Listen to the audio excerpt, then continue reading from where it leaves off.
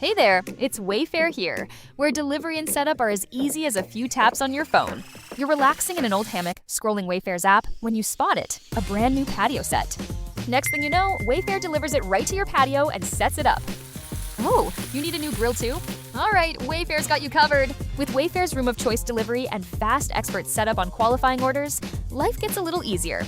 Visit wayfair.com or the Wayfair app. Wayfair, every style, every home. Hey there, my name is Ed Placencia. Welcome to Grounds for Gaming, and I've saved you a seat.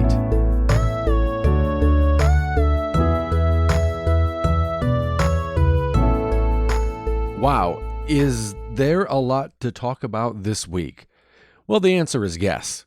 Last week, I didn't check in with you like we usually do because I was super happy to have Chuck Zimmerheld on the podcast, and it was great. Again, thank you, Chuck, for joining and hanging out. Had such a great time talking with Chuck.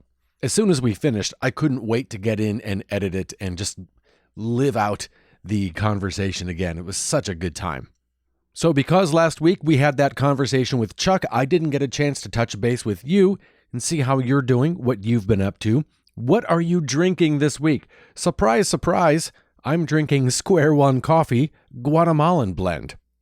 We just got some, I believe, candy bar blend in, and can't wait to get into that. Their Guatemalan and their candy bar are my two favorite blends of beans, and I just cannot get enough. But I want to know what you're drinking this week. What is in your cup? Let me know. groundsforgaming@gmail.com.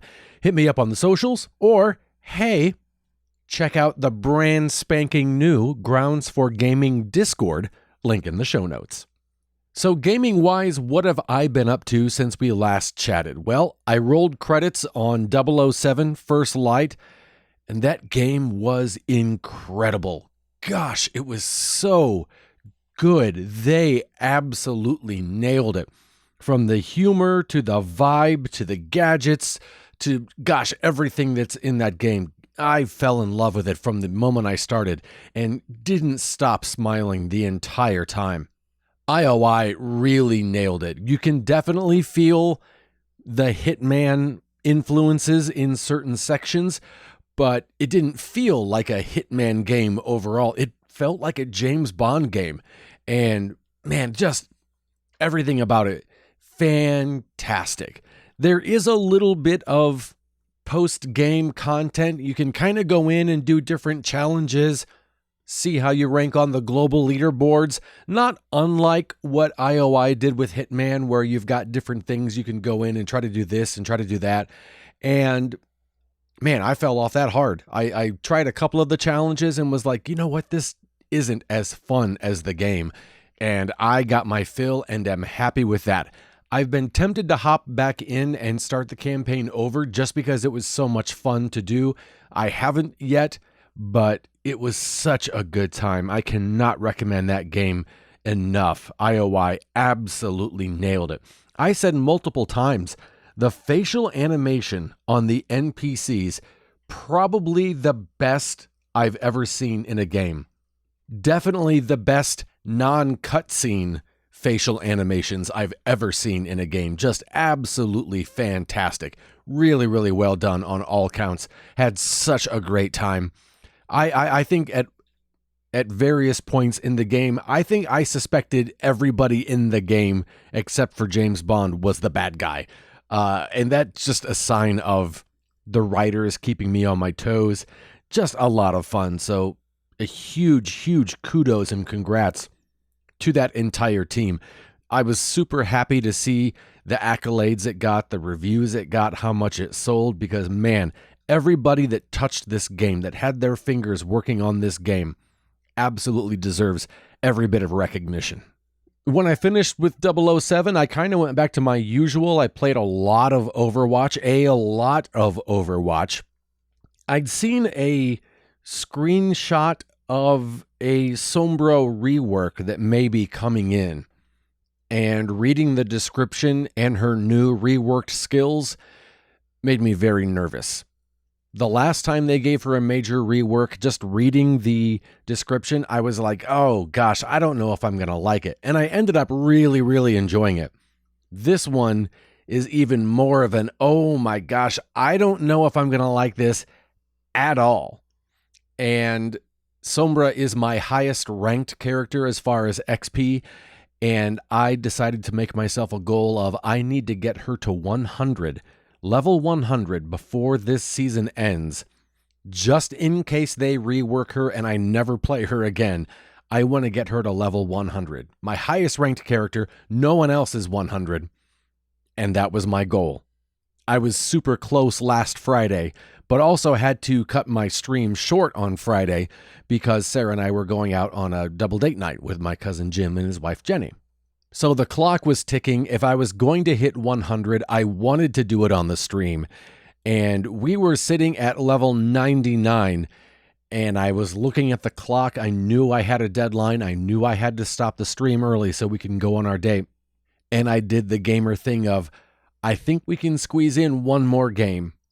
And it was a close game. It was down to the wire. It was a long game. The clock was pushing the time where I had to leave. The game was over, and it was, I think I did enough work. I think I got it. And man, we got it. And I screamed and I celebrated. And then I said, thanks for hanging out. I got to go. And it was such a cool feeling to finally hit 100. My first character past level 100. I'm so glad it was Sombra. It was a really, really, really cool time. With all the announcements that have been going on lately, I've been getting more and more eager and excited for Control Resonant coming up later this year. And this weekend, I had a little bit of time to myself where I thought, you know what? Maybe I'll re-download Control, play it again. I remember there were moments that I really struggled with, but I wanted to play it again just for the story. I wanted to rehear the story. I wanted to reread all of the documents, re-listen to all of the recordings, and just take in everything, because I believe, if I'm not mistaken, this is the game that really got me to start reading documents in video games, because the lore and the story hidden in these documents that you never get otherwise if you just played through the game, it really enriches the experience. So I downloaded it, started it, and realized there are settings in there I never knew existed. And so I tweaked them where I had all the health in the world. Every enemy I encountered would die with one shot, bosses included, because I wasn't here really for the gameplay. I just wanted to be in the world and experience the story. And I tore through it, had a really, really fun time. It didn't take me long at all because everyone was one hit and they were gone, but I didn't mind. And I actually was able to experience the Alan Wake DLC. A lot of times when games come out with DLC, it happens long after I've finished the game and have uninstalled. I heard this week they're going to be releasing some DLC content for 007 First Light, and my first thought was, I don't know if I'll ever see it, because by the time that game comes out, I will have forgotten how to play that game, and it's already uninstalled from my console. So I was really happy in this instance, in Control, to experience the Alan Wake DLC. If memory serves, it came out not too long before Alan Wake 2 came out, kind of a crossover publicity DLC, if you will. It was good, and I was glad I was finally able to experience that. So yeah, tore through Control, and then again, sometime in this past week, with all of the announcements, I believe there was something about a new Elder Scrolls Online coming out. And I've never played an Elder Scrolls game. I know it's huge. And today it got me thinking, I think that came out on PS Plus just a couple of months ago. I think I've got it in my library. And I went and checked, and doggone it, I sure did. So I downloaded it, played it today. It's a lot different than what I thought it was going to be. Every time I heard of Elder Scrolls, I always thought of a top-down kind of a game that looks like World of Warcraft or League of Legends, and it was nothing like that. I didn't realize it was more of an adventure game. And so I played a couple of hours. It definitely feels like an online game, if that makes sense, just in the movement and in the jumping. And you can tell that it's an older game as well. But I had a good time with it. I'll probably pick it up again. I don't know if Crimson Desert is still installed, but I don't know if I've gone past the point of no return where I'm just not going to pick it up again. I hope not. I do want to finish it. But every time I go to boot it up, I'm like, I could play some Overwatch. Doggone you, Overwatch.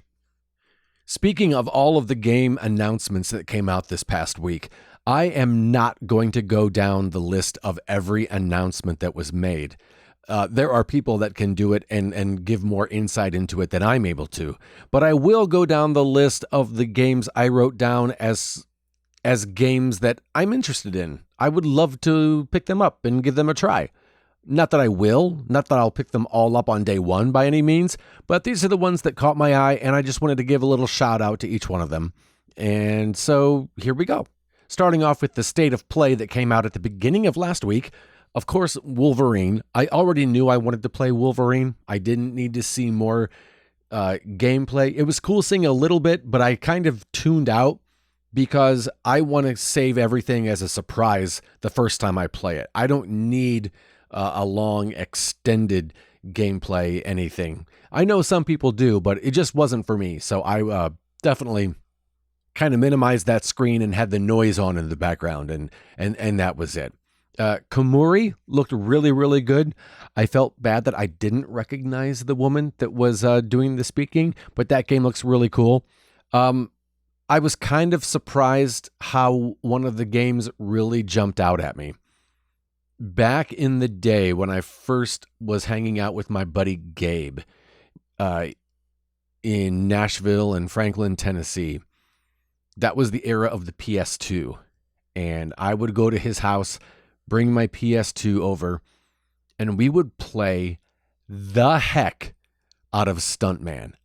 I don't even think I've ever talked to anyone that even remembers that game, but we played that game so much. There was a track called A Whoopin', and we just had such a great time playing that game.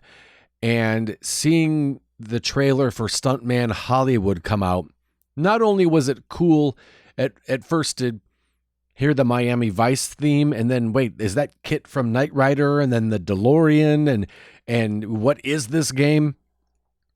Just the IPs that they had going on in there, that was cool to see.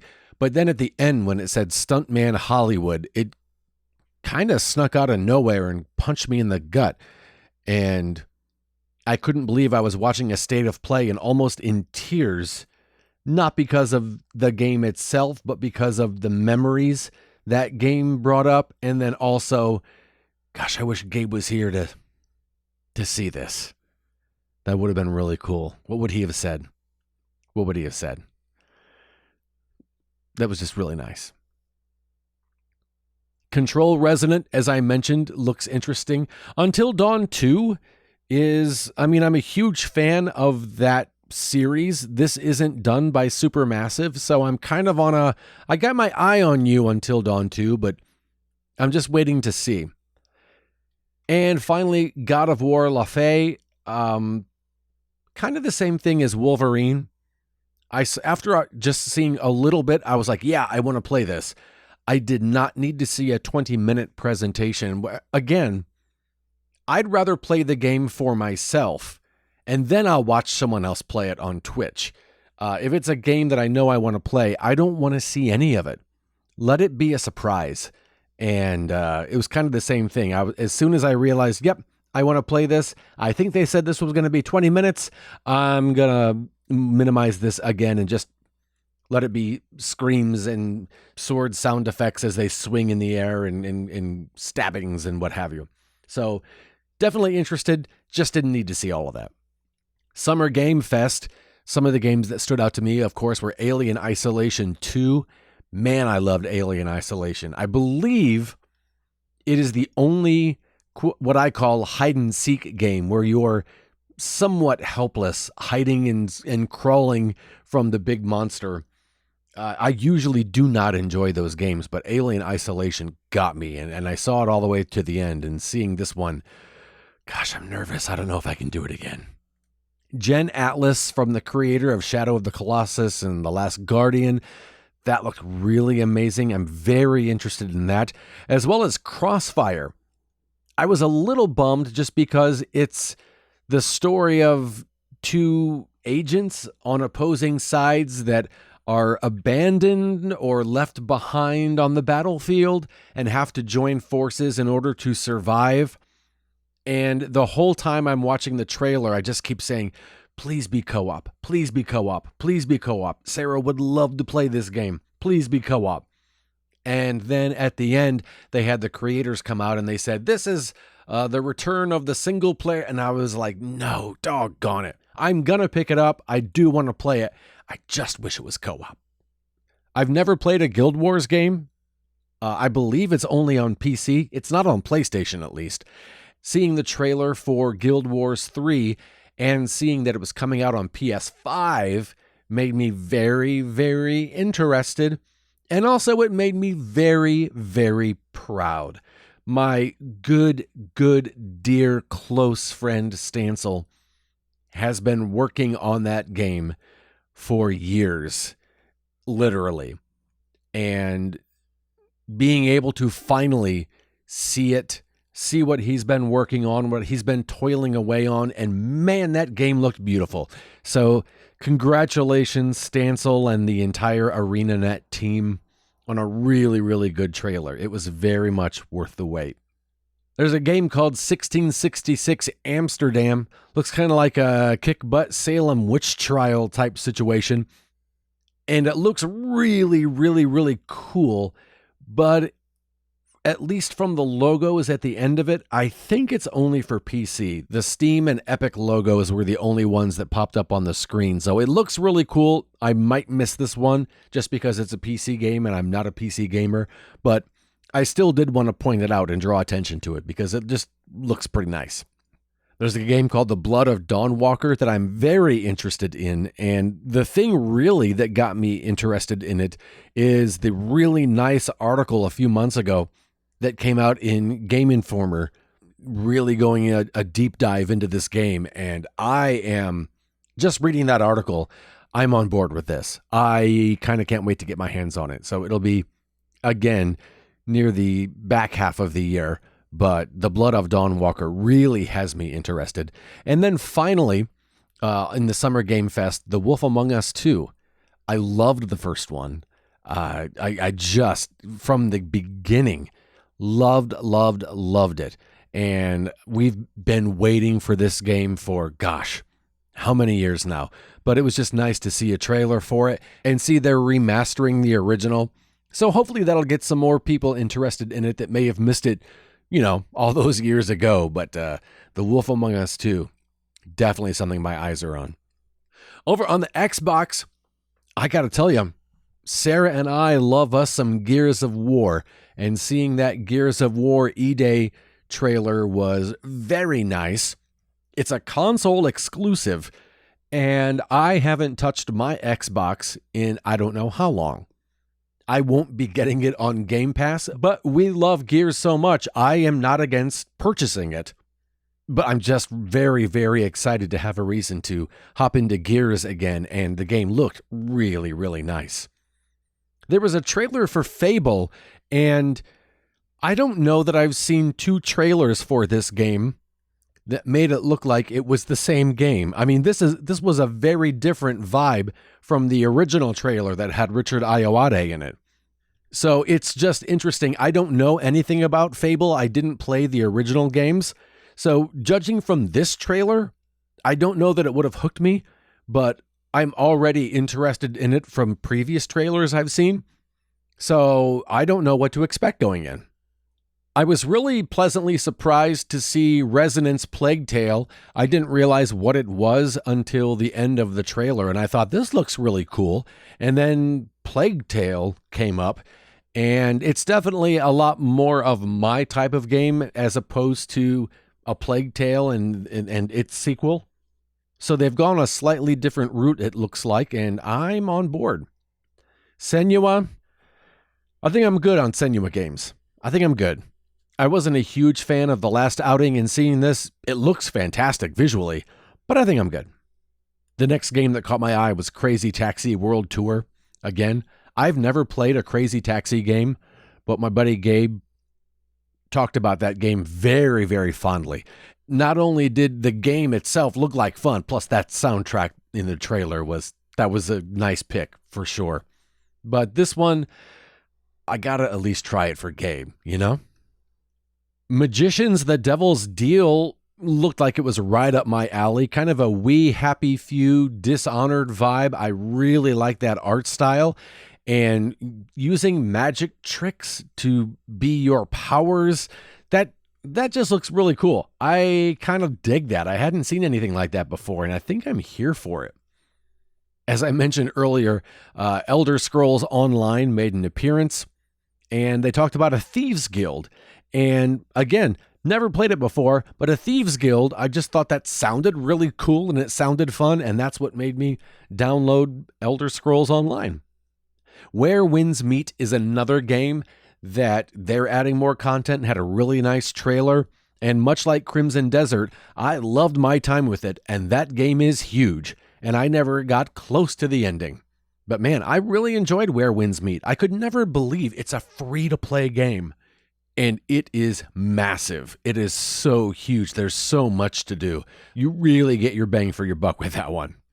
And then finally, Clockwork Revolution. I've had my eye on this one since they first debuted it. I don't remember when it was and where they showed it, but it's another console exclusive. It and Gears of War were the only ones that looked like they were console exclusives. All the others they showed seemed to have a lot of different game logos at the end of the trailer. But Clockwork Revolution, I thought looked really good the first time I saw it. Still very intrigued. Again, if we don't have Game Pass by the time it comes out in 2027, that's fine. I don't mind supporting it and actually buying the game. Go figure. And finally, the last showcase that I checked out, there were so many other showcases that went on this last week, and I couldn't take it all in, was Day of the Devs. And man, there were a lot of games in here that look super cool. I'm not 100% sure, but I'm pretty sure most of these games are PC-only releases, which is a bit of a bummer, but I do want to still mention these just because I thought they looked really, really cool. Keep your eyes and ears peeled and opened and however you take in your eyes and ears stuff, because I want to mention some of these games that, again, I might not get to play them if they don't come to console, but that's all right. I still wanted to mention these and hopefully put them on your radar as well. The first one was Tenebris Somnia, pixel art mixed with live action cutscenes. It's like a horror survival game. If you haven't seen the trailer or the clip for this, definitely do so. They are doing something really unique here, and huge shout out. This looks really, really nice. Mr. Records, or as they kept pronouncing it, Mr. Records, is kind of a mix between a music-based platformer and a record store simulator, and that looks really cool. 33 Immortals looked like a cool game. It's an online co-op game for 33 players, but the font that was used to write the name of the game is strikingly similar to Expedition 33's font, at least as I remember it. And I genuinely thought it was some sort of a tie-in at first, but it's not. So it was hard for me to get past waiting for the 33 Immortals Expedition 33 crossover announcement. It never came, but it still looks like a really fun game. Into the Unwell is a rubber hose roguelite, which is much the style of Mouse PI for Hire that came out earlier this year, which I loved. This one, though, it's a roguelike, and it looks like the environment is black and white, but the characters are in full color. And man, these guys had fun making this one. Lazy River looked really cool. It's a super cool idea. A lazy river on the moon where the water turns people into zombies. And, the guy that was doing the presentation slipped in an Arrested Development reference. You thought I wouldn't pick up on that. You thought wrong. You're going to get some hop-ons. Prove You're Human is a game where you have to prove that the AI is this huge face, thinks it's human, and you have to prove that it's not. Looks very, very intriguing. Screenbound looks really cool. It's a really cool idea where you're basically playing, it looks like a Game Boy, and that helps you navigate through the Q realm of real life, and it's a really clever looking idea. Apple Crumble is a game where you have to stop Grandma's murder. You've all gathered together at Grandma's house. Someone is intending to murder her, and you have to figure out who it's going to be. Looks like a really fun whodunit or who's going to do it type situation. And then finally, a comedy sandbox game called Slap Out of It, which just looks ridiculous in the best way possible. And your rubber hands are slapping everything, every buddy, every butt, every button. It just looks like a lot of fun. Again, a lot of these games, I believe, are PC only. I hope I'm wrong, but still wanted to point those out to you just so you can kind of keep an eye out for them yourself and give them a try. Wow, this has been a long espresso episode. Before we go, I wanted to ask you a question. Was there anything you saw in the announcements this past week that you're very excited about? Whether it was something you were waiting to see, something you didn't know you were going to see, drop me a line and let me know. groundsforgaming@gmail.com. Hit me up in the socials or try out our brand new Discord. Your invitation is in the show notes. A couple weeks ago, I asked you what games you were looking forward to, and we got an answer from Cassie. She wrote, "Hi, Ed. I'm drinking vanilla cream cold brew from Starbucks. I don't usually go for Starbucks, but I was shopping at Fred Meyer, Kroger, and I wanted coffee. I enjoyed listening to this episode in the car with my newborn. That's right. Congratulations, Cassie. As far as what game I'm looking forward to, the only one I can think of at the moment is Star Fox for the Switch 2. Thanks so much for writing in, Cassie. It's always great to hear from you, and congrats again. Hope you're getting some rest." Well, my throat is sore. This was a very long episode. I apologize, but I did want to get in all of the things that caught my eye and give props and attention and recognition where due. Thanks so much for spending some time with me today. Grounds for Gaming will be right here when you're ready for another conversation, and your seat will always be waiting.